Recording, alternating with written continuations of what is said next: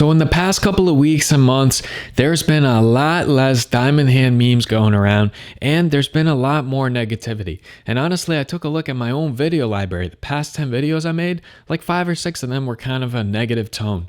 So I wanted to look at the positive side of things, and there are some positives. Even in the crypto space that looks like it's been decimated, if you look at the big picture, you might think of it a little bit differently. Remember, Terra Luna went to zero. A stablecoin, UST, got destroyed, right? But Tether held up. USDT, there was a lot of questions around Tether, and it held up during this past stress test. Remember, there was a bank run on crypto. When Terra Luna collapsed, with all the stocks selling off, crypto was selling off already, inflation fears are at an all-time high, and there was pretty much a bank run on crypto, and we haven't experienced that in a while. And people wanted to see what would happen in the days when there was such a pullout in the market, whether USDT would collapse, whether some of these exchanges would collapse, and they held up pretty nicely. Bitcoin is trading at $30,000. Ethereum, it's trading at $1,960. Cardano is trading at 52 cents. If you told me that Terra Luna went to zero and UST got decimated,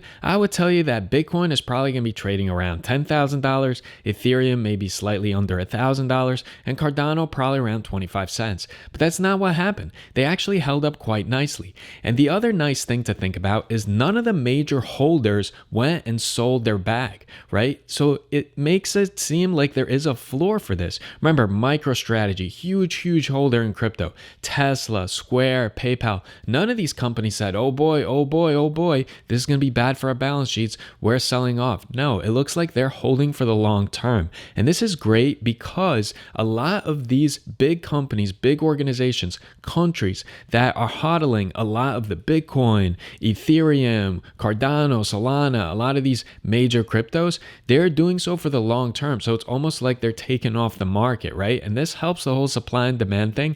And this makes me think that this price movement is not going to last to the downside. I think we're going to hit a floor if we haven't already, and then it'll start going to the upside. Now, one of the yellow/red flags is that there really isn't a lot of catalysts for crypto like Bitcoin, Ethereum, Cardano to go to the moon right now or to go to all-time highs, because we burnt up a lot of catalysts during the last bull run, and still Bitcoin came nowhere close to $100,000. But I see a way that Bitcoin could get back up the $50,000 levels, Ethereum could go back up to around the $3,000 levels, and Cardano could go well over $1 in the next couple of months. Because if you think about it, everybody that pulled out their money, it didn't just disappear. It's sitting there on the sidelines. These are hedge funds. These are really rich people, retail investors as well. When people pull out and then things keep dropping, after a week or 2 weeks of stagnation, they plow back in, and that is going to put healthy pressure on the demand side of things as far as price is concerned, and we're going to see the price of these cryptos go up.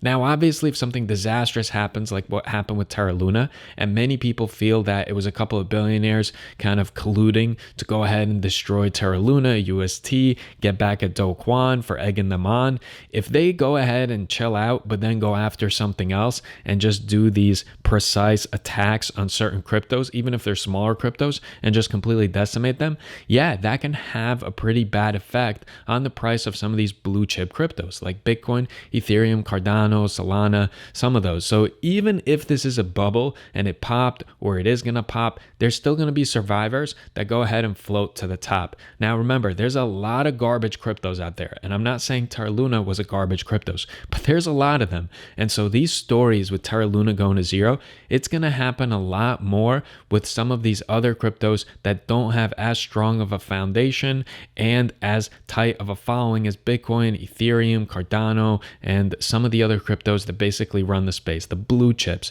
I think they're going to be all right. What am I doing personally?